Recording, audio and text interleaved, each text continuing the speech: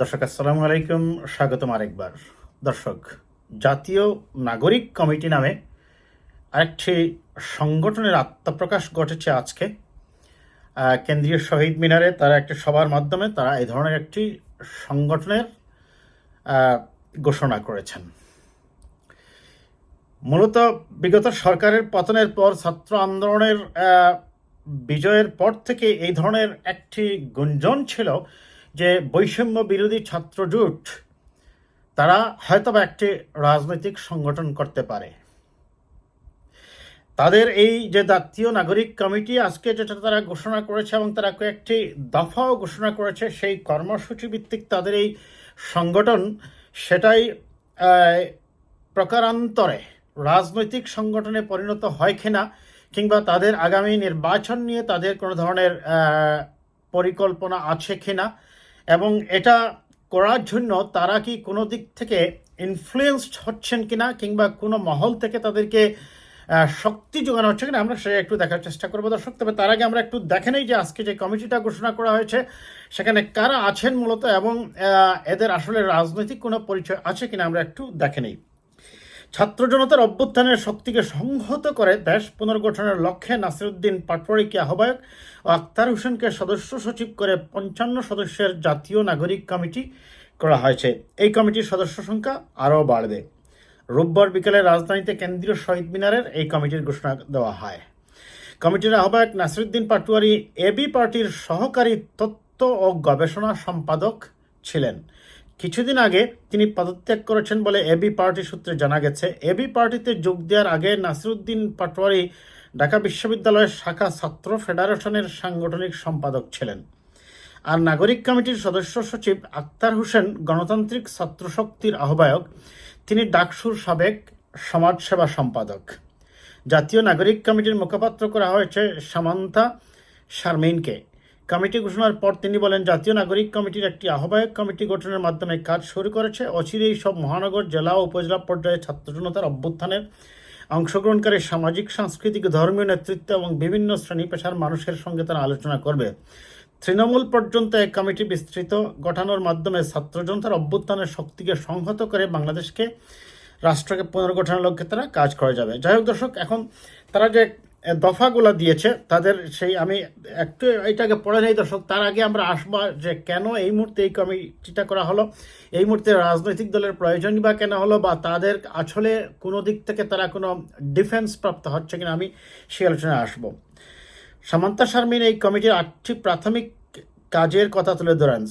প্রথম, এক, ছাত্র জনতার অভ্যুত্থানের মধ্য দিয়ে প্রতিফলিত হওয়া সামষ্টিক অভিপ্রায় ও গণতান্ত্রিক আকাঙ্ক্ষাকে সমুন্নত রাখা।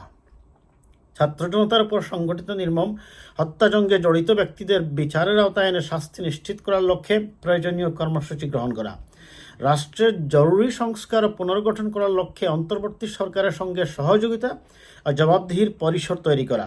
বিভিন্ন সামাজিক, সাংস্কৃতিক ও রাজনৈতিক উদ্যোগের সঙ্গে আলোচনা, মত বিনিময় ও গণমুখী কর্মসূচির মাধ্যমে সর্বস্তরের জনতাকে সংহত করার লক্ষ্যে কাজ করা।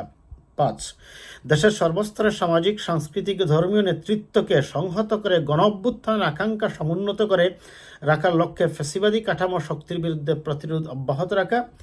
জনস্বার্থের পক্ষে নীতি নির্ধারণের লক্ষ্যে বিভিন্ন শ্রেণী পেশার মানুষ ও প্রবাসী বাংলাদেশিদের সঙ্গে বিষয়ভিত্তিক সংলাপের আয়োজন করা। রাষ্ট্রীয় প্রতিষ্ঠানগুলো পুনর্গঠনের লক্ষ্যে প্রয়োজনীয় নীতি নির্ধারণী প্রস্তাবনা তৈরি ও সেটা বাস্তবায়নে প্রয়োজনীয় রাজনৈতিক পদক্ষেপ গ্রহণ করা। এবং 8 নম্বর হচ্ছে গণপরিষদ গঠন করে গণভোটের মাধ্যমে নতুন গণতান্ত্রিক সংবিধান তৈরির জন্য গণ আলোচনার আয়োজন করা। যাই হোক, এটি হচ্ছে তাদের প্রাথমিক যে দফাগুলো তারা দিয়েছে। পরে তারা বলছে যে জাতীয় নাগরিক কমিটির ক্রমবর্ধমান তালিকা তুলে ধরা হয়। আহ্বায়ক হচ্ছেন মোহাম্মদ নাসিরউদ্দিন পাটোয়ারী, সদস্য সচিব আখতার হোসেন, মুখপাত্র সামান্তা শারমিন, এবং আরও যে সদস্য আছেন সেই সদস্যদের নাম এখানে আছে। যাই হোক দর্শক, যে কারণে এই ভিডিওটা করা, কারণ আপনারা জানেন যে সেই যে 1/11-এর সময় সেই সরকার ক্ষমতায় আসার পর, আপনারা জানেন যে ক্ষমতা নেওয়ার পরপরই ডক্টর কুরেশি কথা আপনাদের মনে আছে, তাকে দিয়ে একটি দল করানোর চেষ্টা করেছিল 1/11-এর সরকার। এবং এই যাত্রা আসলে খুব বেশি দূর এগোয়নি। তার কারণটা হচ্ছে বাস্তবতার সাথে সামঞ্জস্য না রেখে, বাস্তবতা বিবর্জিত হয়ে যদি কেউ হঠাৎ করেই মনে করেন যে একটি রাজনৈতিক দল গঠনে অনেকগুলা প্রক্রিয়া আছে, তার কর্মীদের সাথে সমন্বয়ের ব্যাপার আছে, মানুষের সাথে যোগাযোগের ব্যাপার আছে, মিডিয়ার সাথে সম্পর্কের ব্যাপার আছে, আরও অনেকগুলা ব্যাপার আছে। একটি রাজনৈতিক দল তার হুট করেই গড়ে উঠে যায়নি। সেই 111-এর কুরেশির যে দল গঠনের প্রক্রিয়া আপনারা জানেন, সেটা পুরোটাই ব্যর্থ হয়েছিল। 111-এর সরকারের প্রেক্ষাপট এবং এখনকার সরকারের প্রেক্ষাপট কিন্তু এক নয়, একটু ভিন্ন আছে। 111-এর সরকার সেনাবাহিনীর এই ক্ষমতা নিয়েছিল, ক্ষমতা নেয়নি ঠিক, একটি তত্ত্বাবধায়ক সরকার করেছিল এবং সরাসরি তারা হস্তক্ষেপ করেছিল। কিন্তু এইবার যেটা হচ্ছে, ছাত্র জনতার আন্দোলনের ফলে সরকার অকেজো হয়ে পড়ে, সরকার দিশাহারা হয়ে পড়ে, ফলে সেনাবাহিনীর পক্ষ থেকে তাদেরকে দমন করার জন্য কোনো ধরনের পদক্ষেপ না নিয়ে বলে তারা ছাত্র জনতার পক্ষে থাকবে। কিন্তু তারপরেও সেনাবাহিনীর ব্যাকে হয়েছে, এটা অস্বীকার করা যাবে না। এখন এই সরকারও এসে এই ধরনের কোনো ভুল পথে পা বাড়াচ্ছে কিনা আমরা এখনো সেটা জানি না, পরিষ্কার নয়। সময় সময় আমরা সেটা দেখবো। তবে ছাত্র জনতা তারা যে দাবিগুলা তুলেছে, সেই দাবিগুলা অবশ্যই যৌক্তিক, এবং এই দাবিগুলো তো বলে আসছে দেশের অপরাপর আরও রাজনৈতিক যে দলগুলো আছে, বিএনপি, জামায়াত, গণতান্ত্রিক নাগরিক ঐক্য সহ আরও অনেকগুলো দল আছে, ইসলামী স্বাধীনতা আন্দোলন। এখন তারা যে দলটা করেছেন, তারা এটা মূলত বোঝাই যাচ্ছে যে বৈষম্য বিরোধী ছাত্র জোটের বা বৈষম্য বিরোধী ছাত্ররাই এই সংগঠনটার আত্মপ্রকাশ করেছেন। এবং তাদেরকে আসলে পিছন থেকে, কারণ অনেকদিন থেকে এই কথাটা শোনা যাচ্ছিল যে তারা একটি রাজনৈতিক দল গঠন করবেন। যখনই দেখা যায় কোনো একটা গ্রুপ বা কিছু মানুষ সংগঠিত হয়, তখনই তাদের একটা রাজনৈতিক দল গঠনের অভিপ্রায় বা অভিলাষ আমরা দেখতে পাই আমাদের সমাজে। কিছুদিন পরে যেতে না যেতেই তারা তাদের লক্ষ্য থেকে দেখা গেছে আবার বিচ্যুত হয় যায় অনেক ক্ষেত্রে। তবে যাই হোক, এটি এখনও খুব প্রিলিমিনারি স্টেজ। তারা যে উদ্যোগ নিয়েছে, তাদের যে উদ্যোগের ফলে এটা তো অস্বীকার করার উপায় নেই, দীর্ঘ 15-17 বছরের স্বৈরশাসনকে বিদায় করতে তারা পেরেছে। এখন তারা দেশ গঠনের কাজে যে নাগরিক ঐক্য করেছে, এটাকে প্রকারান্তরে রাজনৈতিক দল করে কিনা, কিংবা তাদের কোনো নির্বাচনে অংশগ্রহণের কোনো ধরনের পরিকল্পনা আছে কিনা, এটি আমরা এখনই বলতে পারবো না।